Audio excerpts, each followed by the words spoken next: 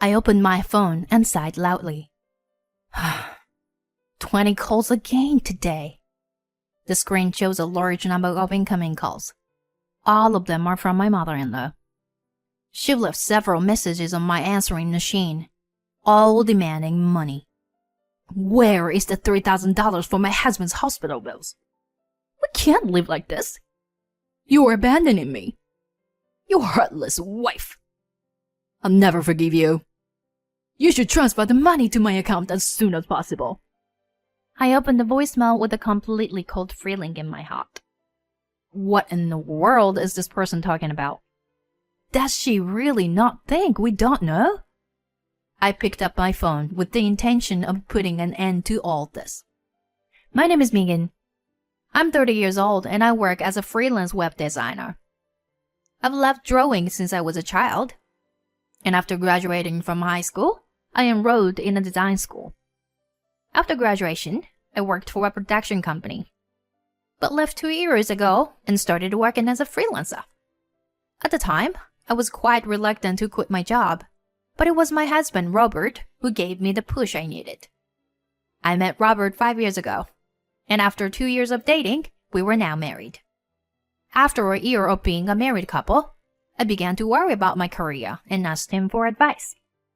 Hey, Robert, I don't like the way the company is structured, and I'd like to start my own business. Is that too risky? Of course not. There are plenty of people working freelance nowadays. That may be true, but if it's just me, it's fine. But now I'm married and living with you, Robert. I don't want to trouble you. It's something you can pursue because you're married. You're not alone. If you fail at starting your own business, wouldn't it make you feel a little better to know that I'm there for you? I think you should do whatever you want to do. You're still young. And if you fail, you can start over as much as you want. These words from my husband encouraged me to take this opportunity to make a decision to turn my life around. When I first started freelancing, things didn't go well, and my salary was zero for days on end. Even so, I used the social media and advertised on my blog and website. And gradually the number of requests for design and restoration work increased. 2 years have passed since then. And what started out as cheap restoration commissions have now grown to several $100s per commission, sometimes even $1,000. Of course, there is joy in the constant flow of work. But more than that, I was filled with gratitude to my husband. Then one day, I was working during the day when I received a call on my phone from an unknown number. I answered the call, taking into account the possibility that it was a work-related call, since it was not blocked. Yes, hello? Then I heard a familiar voice on the phone. Oh, hello, Megan? It's Linda. Linda? How did you get my number? I asked Robert for it. I need to talk to you for a minute. Can you hold on a second, please? I quickly opened my phone to find a message from my husband. When I checked the contents, it said, My mom asked for your contact information, and I gave it to her. And it also included my mother-in-law's phone number. I put my phone to my ear again and continued talking to my mother-in-law. I'm sorry, Linda. I didn't check the message from Robert. It's okay. I know you're busy at work. Robert told me that you've been busy with more and more work since you started freelancing. Well, thankfully, with Robert's support, I've been able to do what I want to do. Well, that's just perfect. Huh? I was curious about my mother-in-law's expression, so I asked her about it, and she immediately opened her mouth. Actually, I haven't told Robert yet, but his father, Stephen, is not doing so well. What's wrong with Stephen? He went to the hospital the other day and they found out he had cancer. And he said he didn't want Robert to find out about it. Oh, so that's what happened? Oh my gosh. Shouldn't he get treated as soon as possible? Yeah, I know. But I don't have any income. And his savings. Well, he built you guys a house when you got married. So now he doesn't have any. She's right. The house we are living in now was built by my father-in-law as a wedding gift. He didn't say anything about the money. That's why my husband and I didn't think his savings were that low. We never imagined that he would be unable to treat his illness because of the house he built for us. As I was feeling sorry for him, my mother-in-law continued. I'm sorry, but I'd like you to help pay for Stephen's treatment. What, me? We've already spent most of our savings on your new house. And Stephen doesn't want Robert to know he's sick.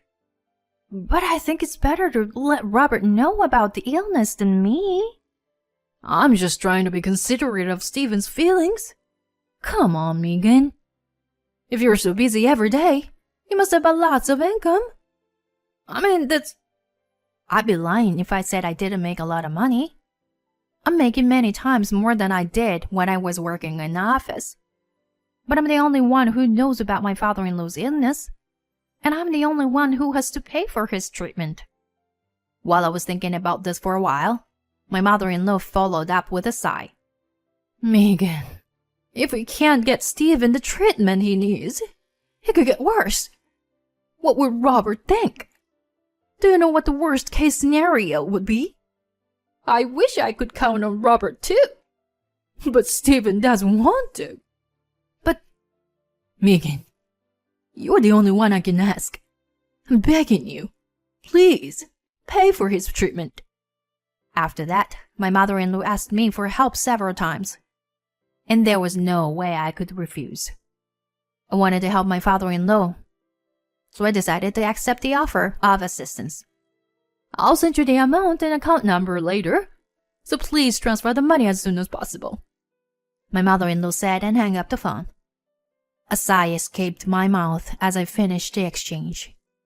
Was this really the right thing to do? But if I hadn't provided the money, Stephen would have. He's been good to me since we were first married, and I want him to get better somehow. I can't discuss my father-in-law illness with my husband because I have promised with my mother-in-law. The next day, I received a message from my mother-in-law with her bank account number and a request for $500 to be transferred to her account. The initial $500 was increased to $1,000 2 months later, and now, 6 months later, it has jumped to $3,000. I was beginning to have my doubts, as I should have expected, because the costs were so high. Unfortunately, my parents-in-law's house is far away, and I can only visit them once a year at the end of the year, but I have to work. And if I took my husband with me, he would find out that his father is ill. Since my father-in-law himself says he doesn't want Robert to know, I have to avoid that at all costs. However, sending $3,000 every month is a lot to ask for. So I called my mother-in-law. Excuse me, Linda. Sending $3,000 every month from now on is indeed. How can you say that? When Stephen is doing his best to get better? My mother-in-law's question made me flinch. But it doesn't cost that much just to go to the hospital, does it? Do you really need $3,000? What a terrible thing to say. I'm telling you, Stephen has been in the hospital for a while now. That's why we need the $3,000. I feel bad for asking too, but I don't know who else to turn to. On the other end of the phone, my mother-in-law started bawling. I couldn't question her any further, so I had no choice but to hang up the phone. I don't know what to do now. I'm worried about my father-in-law, but it's going to be hard to keep transferring $3,000 for years to come. I felt bad for him, but I knew I had to talk to Robert. That night, I decided to confide in my husband. He came home after 8 p.m., and I immediately started talking to him. Hey, Robert, it's about your father. My dad? What's wrong? I was wondering if you'd like to go see him? Maybe this weekend? What's going on? It's the end of the year in a few months. And then we'll go visit anyway, right? No, but by then the cancer...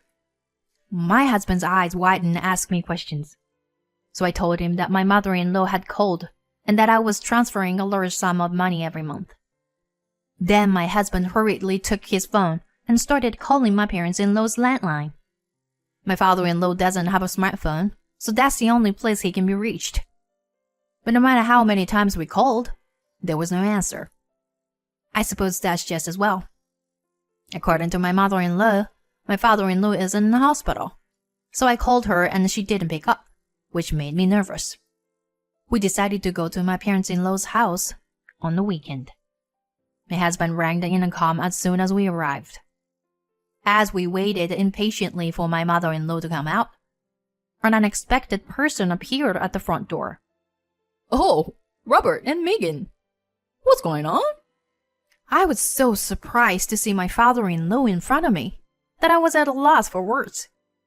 Confused, I tried to desperately squeeze out a few words. Stephen? Why aren't you in the hospital? In a hospital?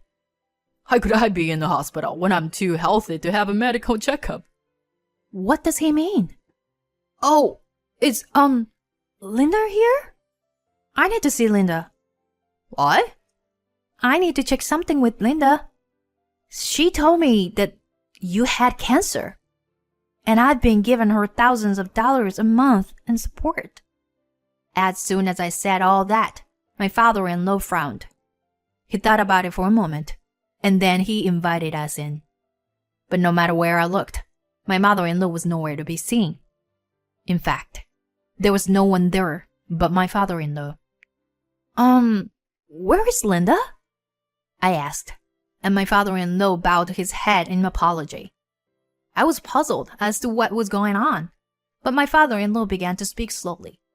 Actually, we're spreading right now and thinking of divorce. She's been spending all my savings in my account. No way! But Linda told me you had cancer, and I was transferring $3,000 every month to pay for your treatment and hospital stay. I called and no one answered the phone, so that's why we came today. That's all a lie. I don't know where she is now, but we started living separately about 6 months ago. I didn't want you guys to worry, so I kept it quiet. The phone at home just broke the other day, and I'm trying to fix it. So you're saying that Linda's whole story is a lie? Yeah, that's right. She probably lied to get the money transferred to her, and she's probably living off of it somewhere right now. I was speechless at the truth. I had no idea that my mother-in-law had been deceiving me for 6 months. The moment I realized what had happened, my blood started to boil. I couldn't believe it. That it had all been a lie. She told me that Stephen's savings account was empty. But in the end, it was her who spent the money. This is unforgivable. I'll never transfer any money to her again. I couldn't stop being angry at the fact that she lied about my father-in-law being sick and used me for her own convenience. After talking it over with my father-in-law and my husband, I decided to stop any more transfer to my mother-in-law. We also decided to ignore any contact from my mother-in-law. Even after a month had passed since I stopped the transfer, my mother-in-law still called me every day. She was so persistent that I set my phone to silent mode and went about my business. The number of calls from my mother-in-law increased day by day, and on this particular day, I opened my phone again and sighed heavily. There were 20 calls today, and the screen would show a large number of incoming calls. All from my mother-in-law, of course. Several of them had messages left on the answering machine, all demanding money. Have you paid my husband's hospital bill of $3,000 yet? We can't live like this. Are you going to abandon us? You heartless wife. I won't forgive you. You should transfer the money to my account as soon as possible. I opened the voicemail with completely cold feeling in my heart. What in the world is this person talking about? Does she really not think we don't know? I guess it's not a good idea to keep her on her toes any longer. Determined to put an end to all this, I picked up my phone and called my mother-in-law. And my mother-in-law answered the phone as if she had been waiting for me. Hello. Why are you ignoring my calls? Don't you care about Steven? I don't think she realizes that my husband and I already know the truth. I responded in a nonchalant manner. Linda, please come down. How can I be calm? If you don't transfer the money, Steven will be kicked out of the hospital. What are you talking about? Isn't Steven fine? Huh? Megan, what are you talking? You lied about the cancer in the first place. Did you think that since we live so far away, we wouldn't find out? My mother-in-law must have sensed something bad from what I said. Her bossy attitude disappeared, and she became somewhat distant. Megan, I'm sorry, but I think I misspoke. Steven is not actually in the hospital, but it's true that he has cancer, so... Oh, I see. Steven said he was completely healthy, though. Yeah, no, just wire me the money. Otherwise, we can't survive. You mean you can't survive, right? You've been spending Steven's savings, and now you're trying to rip me off too. How do you? Because I talked to Steven in person. He was a little plumper than when I saw him at the end of last year. He says it's because he's less stressed now that you're gone. Even my mother-in-law started to wince when I told her that much. I knew I was wasting my time talking to her, so I said, I'm not going to do what you say anymore. I have no intention of helping you or having anything to do with you in the future. So please, don't contact me again. Oh, and I will charge you for all the money I have transferred so far. Wait a minute. If you do that, my life will... I don't care about that. Steven and Robert are fed up with you. They want nothing to do with you ever again. So, from now on, you're on your own. Goodbye. Megan, wait a minute. I interrupted my mother-in-law, who was already in the middle of sentence, and I hung up the phone. I blocked her number and cut off all relations with her. Afterwards, my father-in-law and mother-in-law officially divorced.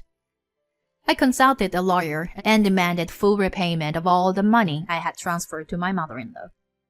Apparently, my mother-in-law had contacted my father-in-law to ask for a loan as well. And thanks to him, we were able to locate her current address. Since it was too much to pay back in one lump sum, my mother-in-law had to go to work. She has been a housewife all her life, and there is no way she can get a full-time job now, so she is working several part-time jobs to make ends meet. I hope that she will spend the rest of her life paying back the money and reflecting on her own actions, but she's still as busy as ever. Now that my mother-in-law is gone, my days are back to being peaceful. My husband and I are talking about scheduling more frequent visits to my father-in-law's house in the future. While my father-in-law is still in good health, I want to show him as much filial piety as I can.